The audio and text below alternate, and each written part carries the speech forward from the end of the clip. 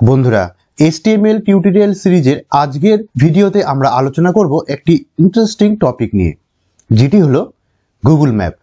বন্ধুরা, আমাদের HTML পেজের মধ্যে গুগল ম্যাপকে এমবেড করব। আপনারা সাধারণত দেখে থাকেন যে বিভিন্ন ওয়েবসাইটের মধ্যে গুগল ম্যাপকে ইনসার্ট করা হয়। দেখুন বন্ধুরা, এখানে যে ওয়েব পেজটা দেখতে পাচ্ছেন, এই ওয়েবসাইটের নাম হচ্ছে agoda.com। দেখুন এখানটায় একটা গুগল ম্যাপ ইনসার্ট করেছে। এখানে সেই গুগল ম্যাপের মাধ্যমে আমরা এক্সাক্ট লোকেশনটা আমরা দেখতে পারবো, যে কোনো হোটেল বা যে কোনো ঘুরতে যাওয়ার যে কোনো প্লেসকে আমরা দেখতে পারবো। তো এই ফিচার্সটা আমরা আমাদের ওয়েব পেজের মধ্যে কি করে এমবেড করব বা কি করে ইনসার্ট করব, খুব সহজেই হবে বন্ধুরা। জাস্ট 2 মিনিটের মধ্যে আপনাদেরকে করে দেখাবো। এর জন্য আপনাকে কোনো CSS বা PHP বা জাভা স্ক্রিপ্টের প্রয়োজন হবে না। জাস্ট কপি পেস্ট করেই আমরা এটা করে দিতে পারবো। দেখুন বন্ধুরা, আমাদের ভিডিওটি শেষ পর্যন্ত। তো সবার আগে বন্ধুরা, আমরা একটা HTML ফাইল ক্রিয়েট করলাম। দেখুন গুগল ম্যাপ HTML ফাইল, এটাকে আমরা ওপেন করলাম ভিজুয়াল স্টুডিও কোডের মধ্যে। ওকে, ভিজুয়াল স্টুডিও কোডের মধ্যে এই স্ট্রাকচারটা আমার অলরেডি তৈরি করা আছে।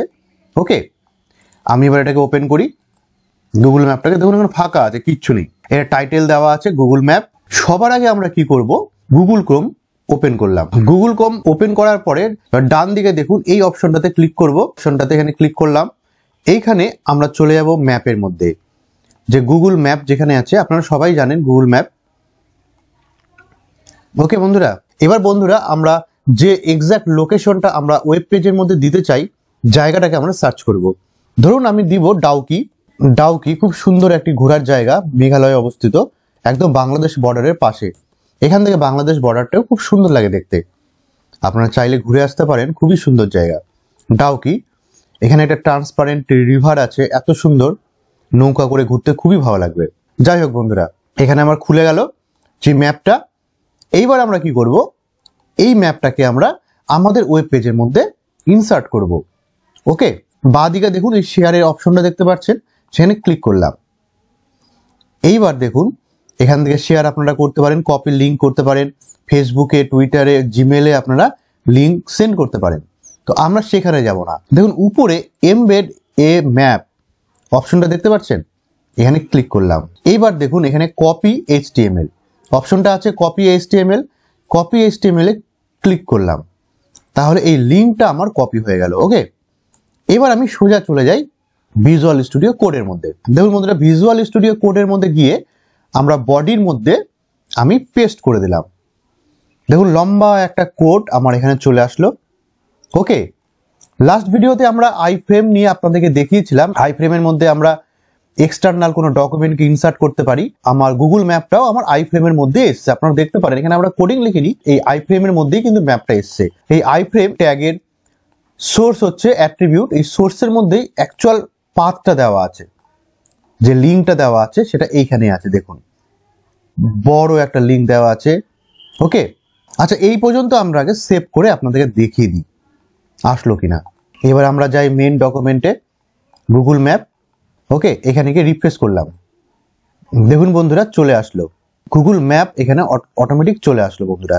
এবার আপনি গুগল ম্যাপটা দেখে আপনি কিন্তু সার্চ করতে পারবেন। দেখুন আপনারা গুগল ম্যাপ থেকে যেভাবে নেভিগেট করেন ম্যাপ, এখান থেকেও আপনারা করতে পারবেন। দেখুন আমরা জুম ইন জুম আউট আপনারা করতে পারবেন এখান থেকে। ওকে বন্ধুরা, একই রকম ভাবে করতে পারবেন যেভাবে আপনারা করেছেন। এখানে আপনি পার্টিকুলার যে লোকেশনটা আমরা দিয়েছি, কপি করেছি, সেই লোকেশনটাই আপনারা দেখতে পাচ্ছেন এখানটায়। এবার আমরা বন্ধুরা কোডিং এ চলে যাই। এবার বন্ধুরা দেখুন আইফ্রেমের মধ্যে একটা অ্যাট্রিবিউট আপনারা লক্ষ্য করুন, উইথ অ্যান্ড হাইট।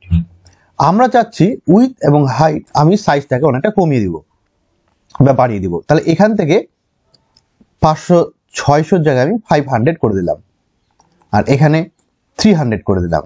ওকে, এবার আমি এখান থেকে সেভ করলাম। সেভ করে এবার আমি গেলাম ম্যাপে, আমার HTML ফাইলের মধ্যে, এখানে গিয়ে রিফ্রেশ করলাম। দেখুন আমাদের সাইজটা অনেকটাই কমে গেছে।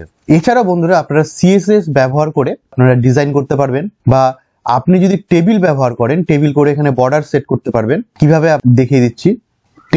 টেবিলের মধ্যে টিআর এর মধ্যে TD।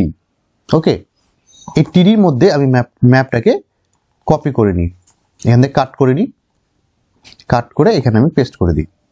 দেখুন আমি এটা টেবিলের মধ্যে নিলাম। এবার টেবিলের মধ্যে বর্ডার থিকনেস আমি দিলাম 5, বা 6 বা 10 যে কোনো আপনি দিতে পারেন। থিকনেসটা এখানে এরপর ডিপেন্ড করবে বর্ডারের উপরে। আর বর্ডার কালার দিয়ে দিলাম, একটা বর্ডার কালার দিলাম ব্লু। এই পর্যন্ত সেভ করলাম। সেভ করে আমি এখানে রিফ্রেশ করলাম। দেখুন বর্ডার কালার একটা চলে এসেছে, বর্ডার চলে এসেছে। ওকে, একটা ফ্রেম হয়ে গেছে। তো আপনারা টেবিল ব্যবহার করেও করতে পারেন। আমি ম্যাপটাকে যদি আমি সরাতে চান, আপনি বাঁ দিকে বা ডান দিকে সরাতে পারেন। টেবিলের মধ্যে গিয়ে অ্যালাইন ইকুয়াল টু সেন্টার করে দিলাম। দেখুন সেন্টারে চলে আসলো। আপনি যদি ডান দিকে রাখতে চান, ডান দিকেও চলে যাবে। তো আপনি টেবিল ব্যবহার করেও এই ম্যাপটাকে ডেকোরেশন করতে পারেন এবং বিভিন্ন জায়গায় প্লেস করতে পারেন। ওকে বন্ধুরা, তো আজকের ভিডিওটা যদি আপনাদের ভালো লাগে তাহলে অবশ্যই আমাদের চ্যানেলকে সাবস্ক্রাইব করে দিবেন। ততক্ষণের জন্য ধন্যবাদ।